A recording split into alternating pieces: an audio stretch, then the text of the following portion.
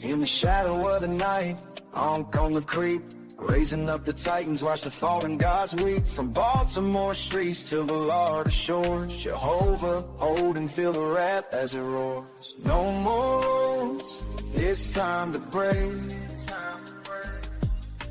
Killer army rise and make no mistake. All gods must die, hear the echoes cry.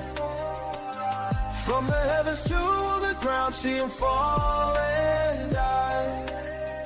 All gods must die, no more alibis. Odin, Buddha, Allah, they all say goodbye. Zeus, unless the throne, but he's losing his life. He's ready for the fight. Open your best run, we here for debate. All the deities trembling, feeling the weight. Step aside, make way for the real. All gods must die. It's a done deal. It's a done deal. Hey.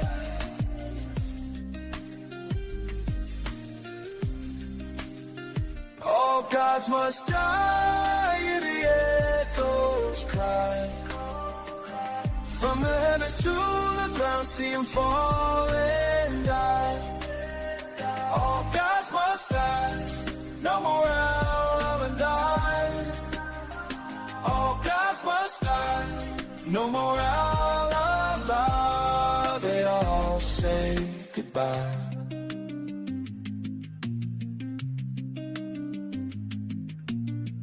All could have gone killing, now time to fly. The world's ours now.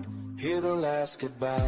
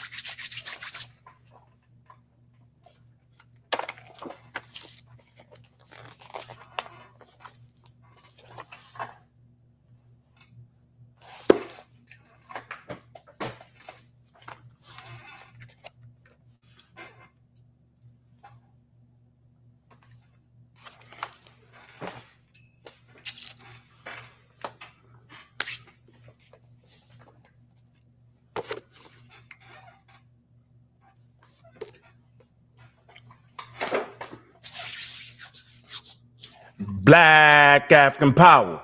What's good? What's happening?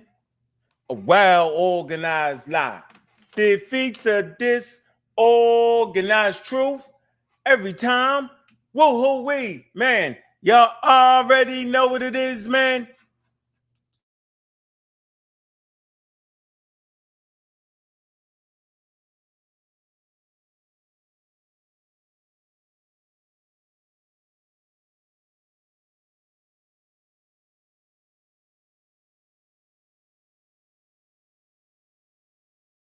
Man, y'all know what it is, man. Look, it's God Killer in the house, man. Look, the Empire Strikes Back.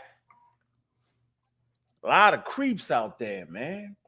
A lot of people who can't read. I start to recognize that arguing with the buffoons is futile. You got people from the Magi, Archers, Science Department, Assault Teppy, talking about chimhuman or chimpanzee. Like there needs to be some type of human mixed with a chimp. Why would I have a conversation with this guy? doesn't understand the difference between convergent evolution, divergent evolution, and thinks that Charles Darwin has a separate evolution, doesn't understand scientific law, the difference between a scientific law and a scientific theory. If you don't at least got a 12th grade diploma that will allow you to read basic information, what's the point?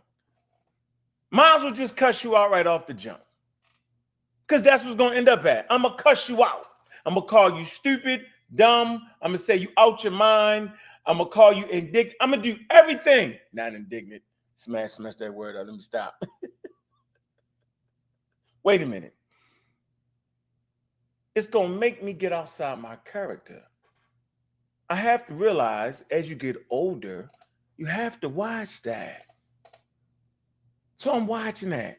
Certain people don't even deserve to have a normal, regular conversation. There's some basic things you have to know. And I realize that these days the competition has fell so far down that I gotta literally dive in the dirt and in the mud and snatch them out and then drown them again. And it make me look bad because he had a nice white shirt on, and by the time I finish beating y'all half to death, it's all muddy and the conversation is muddied up and y'all can't tell the difference. Today, for me, it's about y'all recognizing the difference. You couldn't understand whether a sound kepi was agreeing with me or disagreeing with me and all craziness. Let me tell y'all something, man. If a person is trying to have a conversation about evolution and does not recognize the genetic differences and the chromosomes of chimpanzees and humans, and they make statements like, lady had a baby with a gorilla, if he does not understand that that's not going to be able to occur, that you cannot take the sperm from a gorilla, monkey, chimpanzee, right, and fertilize the egg of a Homo sapiens sapien, then why am I talking to you? Makes no sense. If you do not understand the difference between a scientific theory and a law, why am I having a conversation? I might as well just see you pop up, cuss you out, and just leave. That way I got my thing off first. And then y'all not confused. Y'all will say, man, Unc don't like that guy. Then you will ask, well, why not? But at least you're asking the question. At least you don't think they on level or on par. Not saying I'm an expert, not even a little damn bit. But what I do know is, right, that I'm willing to buy a damn book. And not just a book, anthropological books. So now we got people going against the anthropology. This conversation about the origin of the black conversation. And I'm just saying Black Egypt. I'm just talking about, like, it's a dude called Chief X, man. I wouldn't pick this guy in the game of marbles. Like, if it was some people I had to pick, hey, yo, we about to play some marbles, I wouldn't even pick him because he's a loser. He's a slut rock. And one thing about losers, yo, they will always cause you to lose.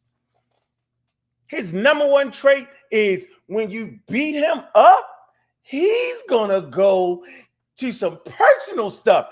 He gonna get some wild guy. I don't know who he be using. Find somebody to find out your girlfriend in the background. Put a Facebook picture up on that. He did it gozy like that. He did me like that. He put I called my business, act like I didn't have a business, read some crazy like, what in the hell is going on? You mad because I beat you up in a normal conversation over Egypt, bro?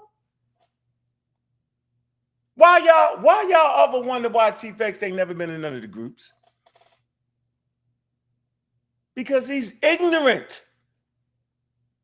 Got a pretty good eye for talent. Now, whether that talent get too big for their bridges and stray off into the abyss somewhere, that's on them. But we all have the capability to understand a basic non-expert conversation, and Chief X ain't that guy, man. You beat him up, he make bets, he don't pay bets, he's the craziest guy ever. I'm gonna debate you and you show up and he don't show up. That's why I don't debate the guy, Because he shot me a blank, took time out my busy schedule. The man was supposed to debate, and he didn't even show up, but he showed up, right? Talking about on the day we supposed to debate, he showed up an hour late, talking about he couldn't show up. Because he had some, well, why'd you hit him, bro? And he looks me in my face as if I'm stupid. It's the most craziest thing ever. That's why the guy has never been on any groups at all. Never would pick him. Not in shooting dice, not in shooting marbles, not in seeing who can spit the farthest. Not going to pick him because he's a loser. He's not only a loser, he's drunk on camera. Now, I don't mind you drinking off camera, but when we come into this right here, this one thing I take serious. This thing right here, reading, comprehension, right? And I'm not smoking no weed. I'm not drinking because we got people that's drinking and smoking and they can't read. It's craziness. And I got to put up with this, man. And the good people that's around helping, making sure we stand at the top, yo, I got to go through all that with them. And they're afraid that their family going to get attacked because we're just having a regular conversation about an African country, right? About some African history. And we got to worry about if Chief Fest's going to do something crazy like that because he can't handle it. The only time this man, I'm confident now, the only time this man has ever been popular is when he got the racist, fake Egyptian people on his side. Now, I say the racist, fake Egyptian people because we're online. I don't know who the hell these people are. They don't show their face. They could be in Baltimore, Maryland. Mad because I probably got them back in the day on something. I don't know. You don't see their face. They don't do like this. They don't have to worry about somebody trying to creep up on them, and they will say anything. And guess who their champion is? Chief X. Liar, liar, pants on fire. This man is claiming that in the conscious community that he's the first person to say the Egyptians wasn't black. What the hell is going on? First of all, it's a mischaracterization because the conversation last time I checked was whether the Egyptians was African, and people think that Africa or African is synonymous with Black African. It is not. To be certain, and I'm sure that it's not synonymous, meaning white people played this game. Well, let's just go to the book. Let's see who split Africa in half and then got African Americans fighting like crazy over sub-Saharan Africa or over half of Africa. Go ahead and ask the Magi Archer Science Department. They'll argue you down. Sub-Saharan Africa this, the black that. Why? We've already won. I brought things from the Brooklyn Museum, right? I brought things from high-level content, anthropology books.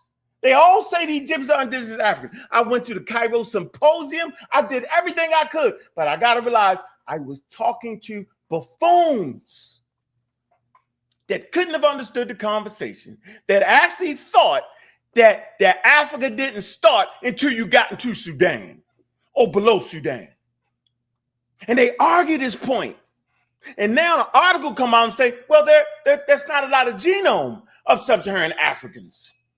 Now they all die. Now they got to put crazy pictures up, wild out. Got me arguing with another nut called Bible DNA. He's another racist.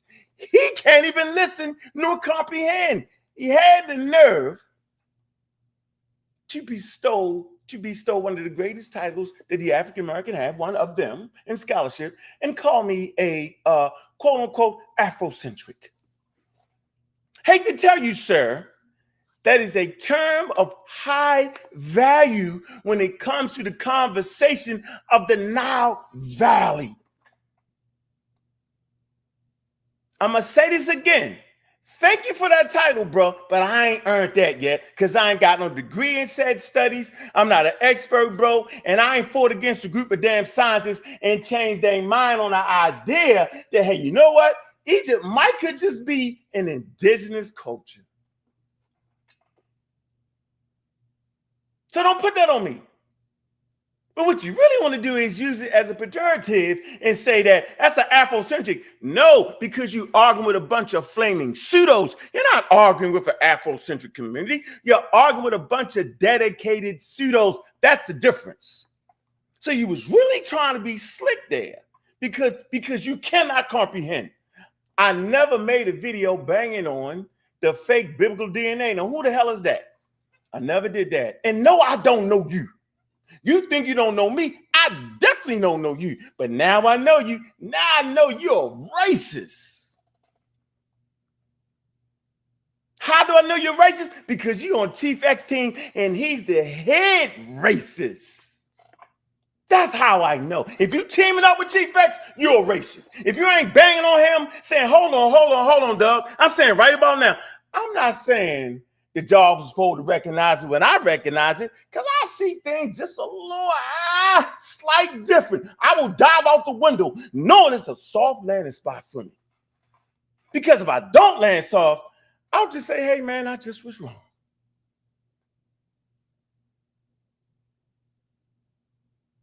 So I'm in this wild conversation between pseudos on this side, pseudos on that side, dudes that don't even know me on this side, talking reckless and crazy, calling me all kind of, now I'm this, I'm that. Really? You really think I'm this, I'm that?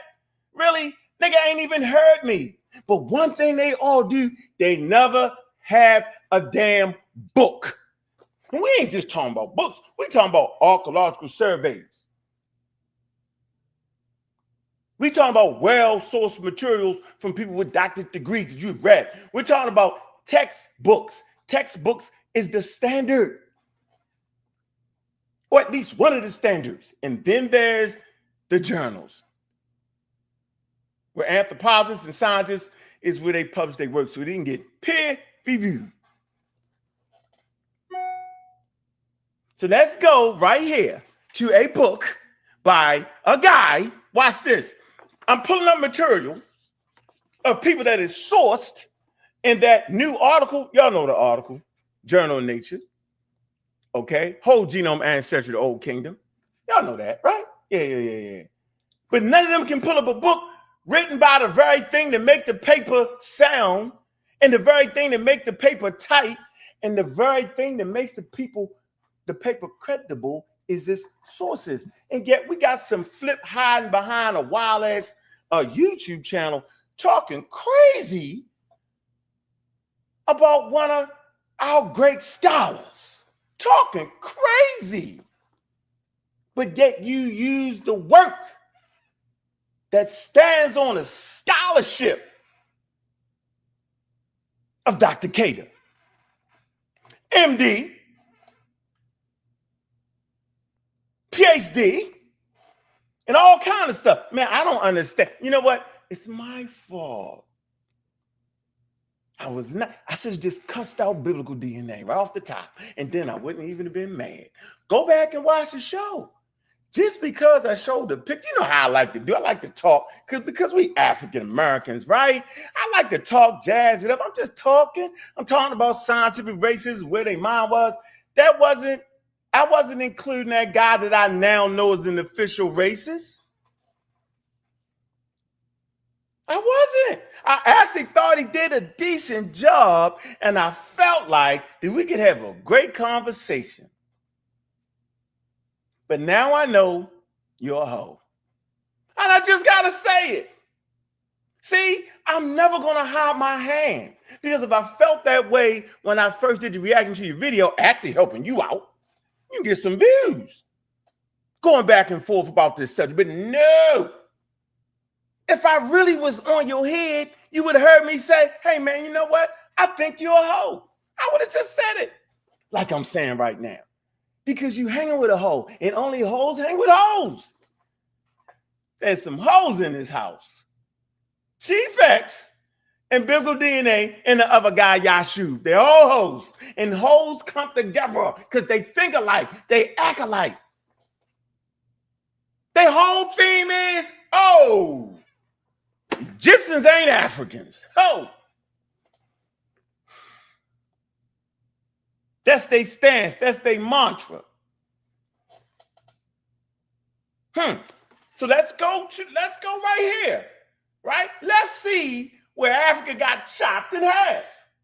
And how the people on this side, the misnomer Afrocentrics, because last time I checked, I'm going to give you a list of some serious Afrocentrics. And we ain't talking about the days dudes who just howling, screaming, and straight pseudo and don't got a degree in nothing but talking crazy on YouTube. We ain't talking about them. That's the pejorative. Here we go. So we come to David Wingro. Hold on. I gotta do y'all like this now. Now I see we gotta play for keeps now. I was just having fun. Now I gotta finish you off. All right. Now I gotta show you just how wild you are. Now I get it. I'm not mad. I don't have a problem with that. This is what I love to do. Right? So we'll do this. We'll start them off like this, right? Real easy, right? This is the source I'm using. All right, y'all see the damn paper, loud and clear. Here's the paper. Y'all see it, the whole genome, ancestry, old kingdom. We're going to come to source number 7, right? The sources is what give a paper its credibility. So if you call in Wingro a pseudo, that means really you're the pseudo because you're touting a paper that the very strength of the paper is the sources that it used. And oh, by the way, one of my favorite scholars is right here. Here you go. Y'all see it. Dr. Samaka Keita. He sourced in the very paper that Chief X, Biblical DNA, and the other nut. They read this paper on their channels and talk crazy about Keita, Dr. Keita, to be exact. They talk wild about this man, but yet tout a paper that its very strength is in the damn sources. Where the hell they do that at? Wait a minute. I want to make sure I get this right because I'm just extraordinarily confused. What the hell is they talking about? What you talking about? What you talking about? What you talking about? What you talking about? What you talking about? What you talking about? What you talking about? What the hell is they talking about? You know what we call that? When you're calling Samantha Keita a pseudo, and he's part of the very strength of the paper, that, my man, is a...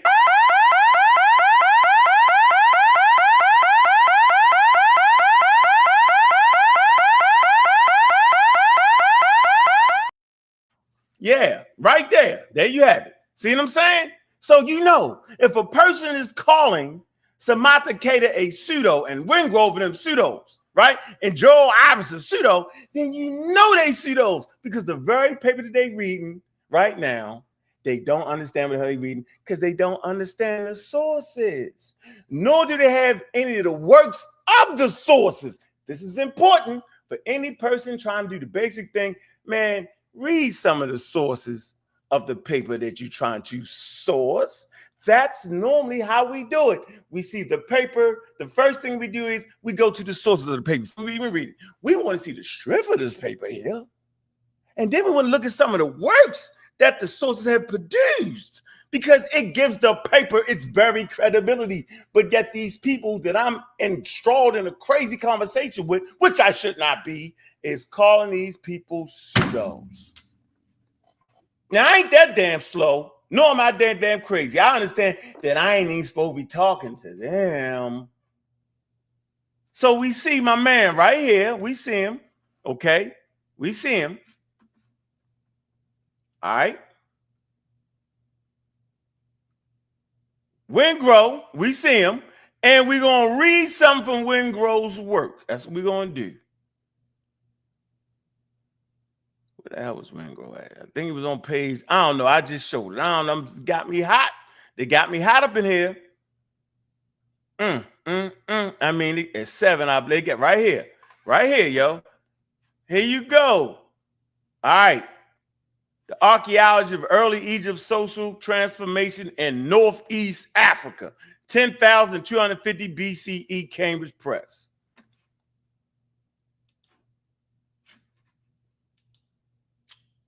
What do I have in my hand? Well, I'll be damned.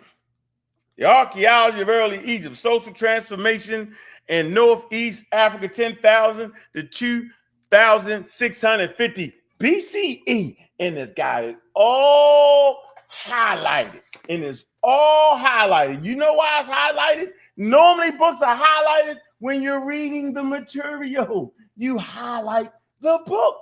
You highlight it for parts to kind of get you hyped up. You just highlight it.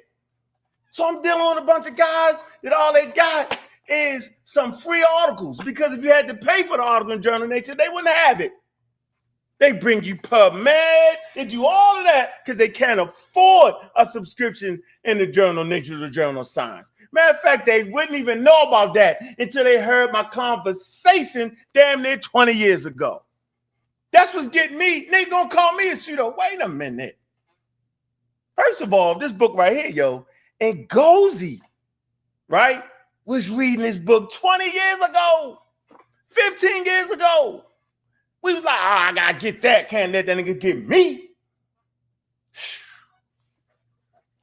Bro, this is really going down like this. So we come to page 3.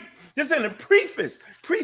It's gonna tell you why or how Africa got chopped in half. So it's right here. It says, for some early 20th century scholars, notably the founding father of Sudanese anthropology, C.G. Silgerman, investigating ancient Egypt's prehistoric foundation was less a matter of excavating downwards than traveling southwards beyond the perceived boundaries of the Oriental landscape.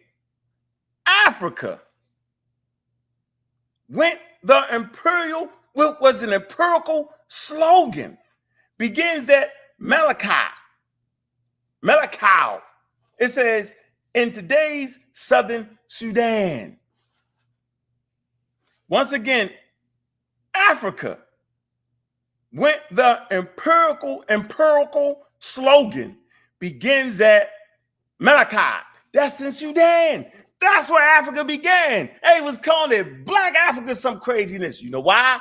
Because they thought, because everybody wasn't dark skinned, that they wasn't part of Africa. That they was some kind of invading population. Oh, by the way, they felt that Egypt should be in North Africa.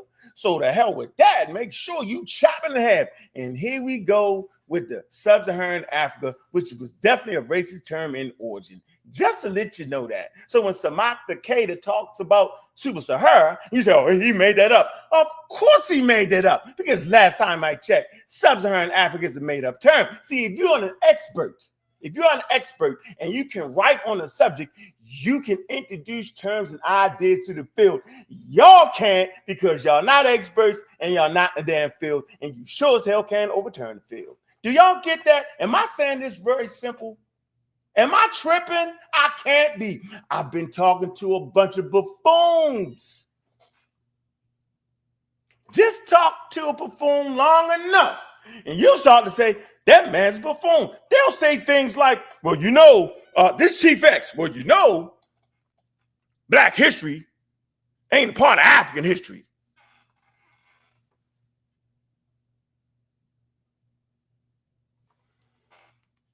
Wait a minute.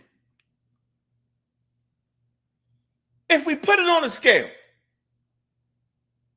I ain't getting slick like John Henry Clarkson say when he say African history is world history.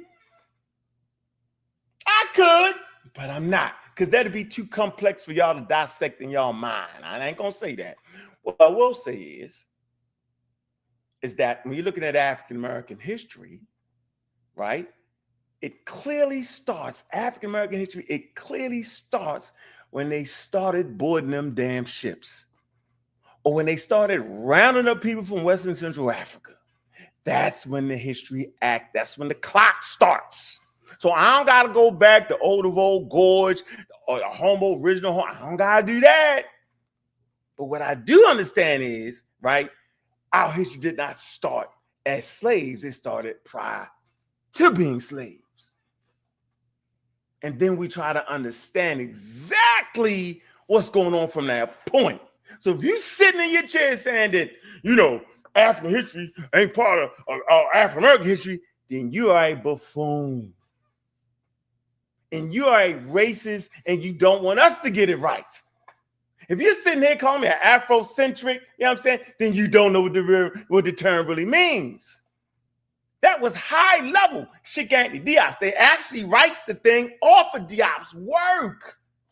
If you call Diop a pseudo, you're a nut. You're not just a pseudo, you're a nut and you're a racist and you cannot read, because all you have to do is read that he was a part of the quote unquote scientific community, and 1/3 of them were African, and he was part of that. He was actually at a real scientific conference. He wasn't throwing out pseudo-scientific ideas at the time. The ideas he was throwing out was what the field was arguing about, but y'all all get that wrong and wild. Because y'all wild and y'all racist and y'all don't want us to know. Because if you know, if we can break down them barriers, if we can relinquish ourselves of terms like sub-Saharan Africa and got everybody bunched up like this with the electric fence every time you try to make a step, and then you got us. But if we start to say, hey, there's a possibility, a great possibility, that L3 diverged in North Africa at about 50,000 years ago, then we might be intelligent enough to say, well, wait a minute, I've been studying evolution, and I've always told you the conversation is based off of evolution. I told y'all that. It's based off of two central things. Evolution, right? That is understanding the population. And last time I checked, the population is a human population, and the human population deals with biology. Evolutionary biology, because we're talking about population, how they transform through their environment. Hunter-gatherers. If you understand hunter-gatherer culture and civilization, you ain't tripping off of a farmer who will take other ideas from other farmers, whether they be from goddamn Baltimore, Maryland, whether they be from Mesopotamia, or in the foothills of goddamn Australia. I'm just a farmer. Man, that's a great idea. I want to add that into my Neolithic package, because I like the way they work. I like the way your particular grain seems to be more resistant to different weather conditions. And they grow real good in this black dirt. Now, that's my emphasis there. I'm just trying to get you to see that no farmer that sees somebody with a better grain or something is going to deny that. They're going to take it into twine it into what they're doing.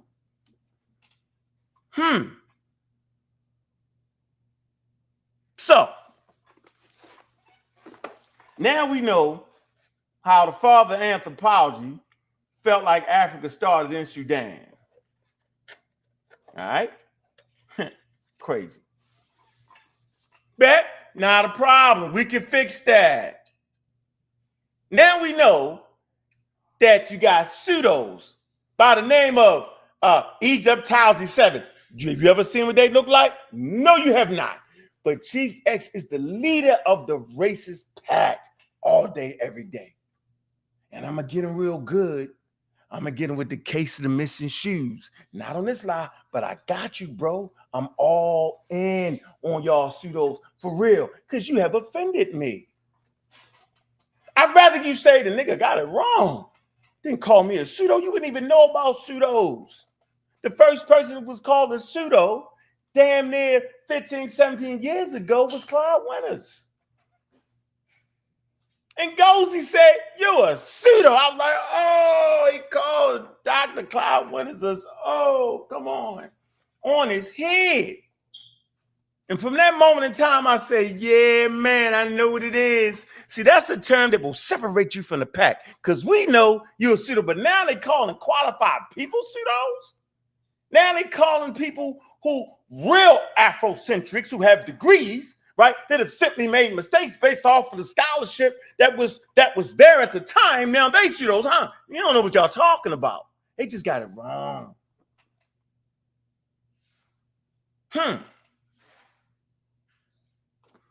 My next point.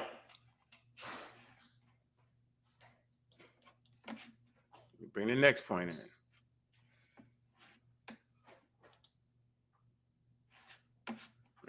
Why is this here like this? We'll get this back up in here. We'll get it right. All right. Come to a nice little source right here. Time I got. Ooh, I'm running out of time. Huh? I'm going to need right now. Hold on. I'm at to crank this back up in a minute. Hold on, y'all. But I'm gonna get y'all with this source right here for sure and for certain. Here, I'm coming back. I just want to crank him a little bit. Let him know how I'm coming. Oh, here you go. Y'all see the source, right? This is titled William H. Steinbein Jr., okay? Ancient Near Eastern History and Culture, okay? Now, if you come to this page right here, okay? He's going to make the point. Here, look. Oh, God damn. Let me see. He said, it is true. Oh, man, hold on.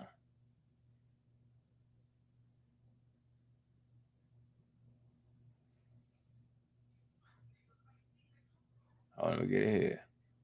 I'm going to make it a little bit bigger so y'all can see that. He says, it is true that Egyptologists have been slow to acknowledge the African elements of Egyptian civilization. In many academic works, Egypt is presented as in Africa, but not of Africa. It gives you the source. Goes on to say, Egypt is thus thought of as a Near Eastern society, isolated from the rest of sub-Saharan Real Black Africa. This book, too, is guilty of this because it discusses Egypt in its Near Eastern context. When one looks more closely, the African nature of early Egypt becomes evident. Hold on, let me get it up. New research, especially in Nubia, argues that Egyptian civilization and Nubian civilization developed from the same root and continued to influence each other in manifold ways. Smith, 2020. For one thing, the Sahara Desert did not form a formidable barrier with the Southwest until its full desertification at the end of the 3rd millennium BCE.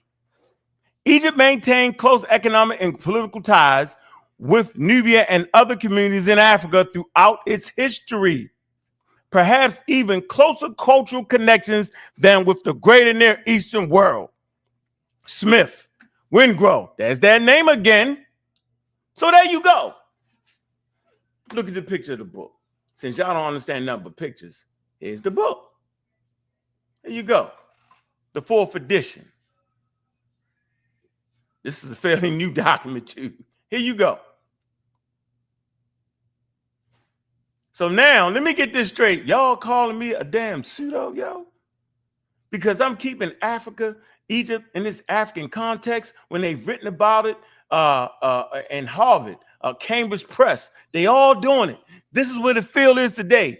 I'm where the field is. Y'all stuck in the 1940s with Chief X. Y'all fearless leader. I don't believe this, man. I don't understand it, man, but I know what it is.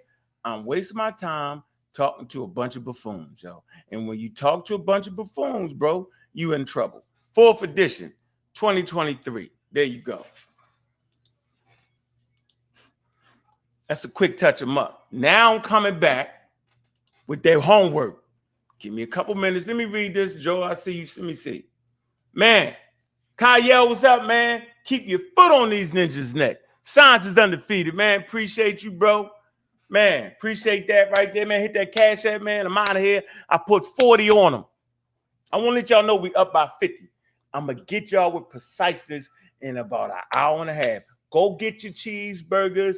Go get your vegan sandwiches. Go get what you're going to get. I wanted to make sure I came in hot because I'm on fire. We is definitely at war now. With those who claim to understand science but disrespect the very scientists and the papers that they reading, we definitely at war now. I'm stepping all the way up to the plate. I can handle mine, but can you handle yours, man? Look, man, I see everybody in the chat, right? I ain't even looked at it because I ain't want to get back and forth with some pseudos and some crazy. Big up to Joe, man. Pseudo Killer Official was good. Cedric, I see you, man. Pseudo Killer Official, man. Gideon Block, man. I ain't even listening to you, Sunjab, because you're a pseudo. Cedric Ortega, my main man. Pseudo Killer Official, man. I see you, Bear. What is good? What do, yo?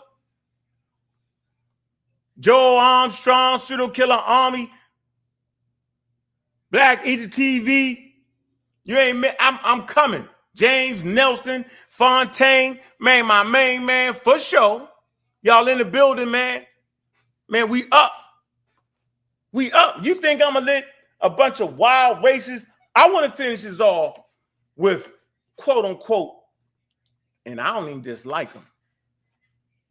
I want to finish this episode off